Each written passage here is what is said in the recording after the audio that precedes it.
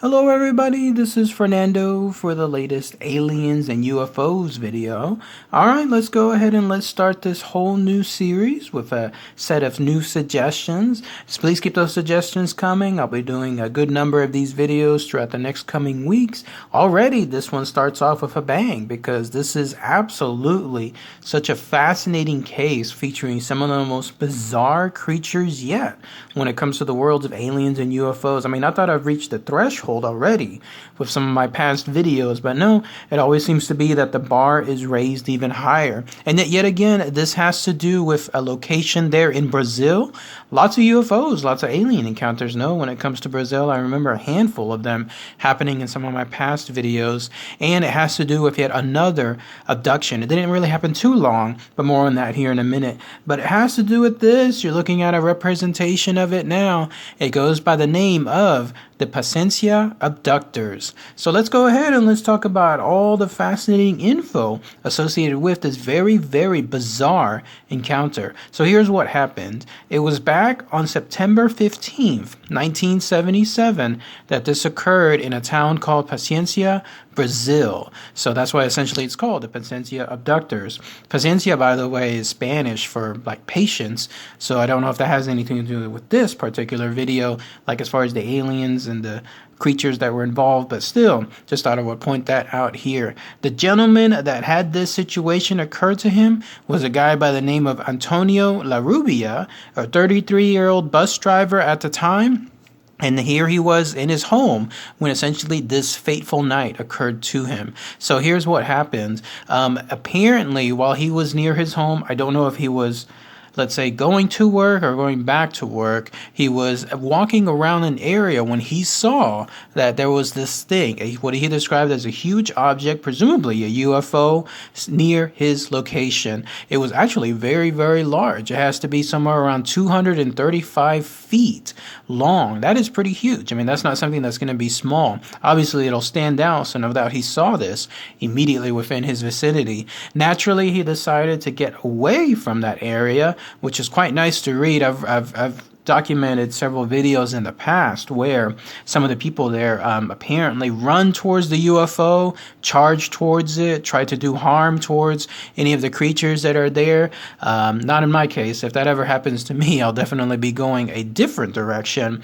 Better safe than sorry. But unfortunately for Antonio, he did not have that choice for too long. Even though he was backing away, as he started to do this, there was this very, very bright light that hit his area, and just like that, he was paralyzed, just completely unable to move, and he was at the threshold of these things. And here's what he saw, basically. In fact, you're looking at some representations of them now. For a colloquial term, they could be called more on the lines of robots, because they actually do look like something straight out of a sci-fi movie. Not something organic, but something inorganic, something almost, I don't know if you could call it electrical or something else futuristic, the kind of stuff that you would see like in almost a Blade Runner movie or something along those lines. That's essentially what these things were. Here's how they were described. These robots, and again, I'm using them in quotation, were almost 4 feet tall. They had a very tall antenna, though, that made them seem even taller.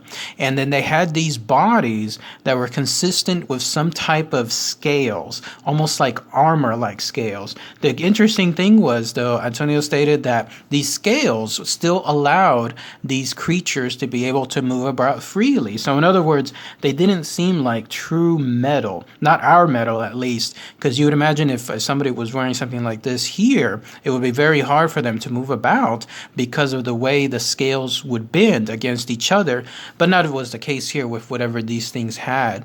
Their bodies were considered very trunk-like. In other words, they had a very large body, but interestingly enough, towards the legs, they seemed to descend into one cone-like area. In fact, he described it almost like they were sitting on something, even though they weren't. Who knows, though, if the, let's say, the long appendage that made up its foot, if you could call it that, was actually part of its body, or if it was truly using a separate component or something else to be able to move about. But that's essentially what Antonio got as far as his first impression. The arms, though, are equally baffling. The way he described them were, imagine they were like elephant's trunks. So they were long and they were loose. They were flexible. You could imagine like an elephant and all the muscles within its trunk. It can make it move in any direction whatsoever, bend and curve and so on. That's essentially what these things were doing. But they all went down to a pointed tip, almost like a finger. But then probably the most bizarre thing happened to be these robots and their heads. These heads, the way he described it, were shaped like footballs, but turned diagonally. And then on those heads, there was this band that was horizontally where the eyes would be. This was done almost like in the form of a set of mirrors with a bluish shade on them, but just a little bit darker as they got to certain other areas. And so as you can see, everything that I've described here creates one very unique, one very bizarre set of creatures, probably some of the most unique ones yet within my playlist here. So he encountered at least 3 of these robots as he was captured, and then once he was taken inside that UFO, that's when he encountered several more there. They were basically holding him there. I don't know if there was like necessarily like hostage, if they were going to do anything afterwards for him, but he was able to obtain as much information as possible about how they look, which is why to this day this remains some of the most descriptive stuff yet when it comes to the world of aliens and UFOs. But ultimately, whatever happened as far as their plans towards him, you obviously hear some stories about abductions going very, very wrong for the abductees afterwards. It didn't last long because, as it turns out, he was able to escape by yelling at them. This made me think if maybe they had a very, very strong, I think it's called olfactory system, something where their sense of hearing is very acute but also very sensitive.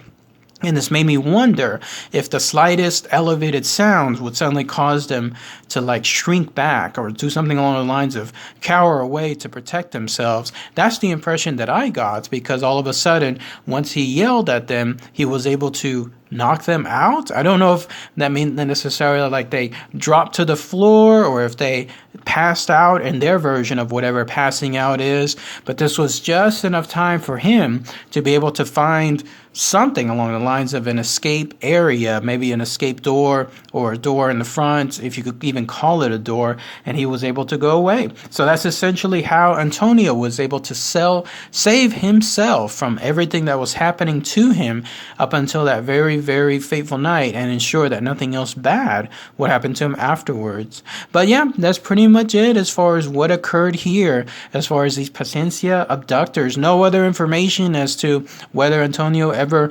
encountered them again, or if anyone else within that area there in Paciencia, Brazil, was able to do so. But considering again how quickly he was abducted and then taken on board, and who knows what plans there were, it was good that he was able to get away safely, and that no one else presumably has come across these creatures. Even then, the word creatures still seems loose, because it makes one wonder if these are truly creatures or some kind of, again, inorganic beings, something else almost mechanical that are just operating on their own. And maybe they're acting on behalf of others. But that's pretty much it again. So if anyone has any more info, anything else I might have missed, then please post those comments below. What about those of you there in Paciencia, Brazil? Maybe you might have more information about this local encounter there, or the whereabouts of Antonio Larrubia today, and whether he's still staying with that story. It'd be interesting to see what your comments are with regards to that. All right, everybody. Thanks again as always. Take care. Bye.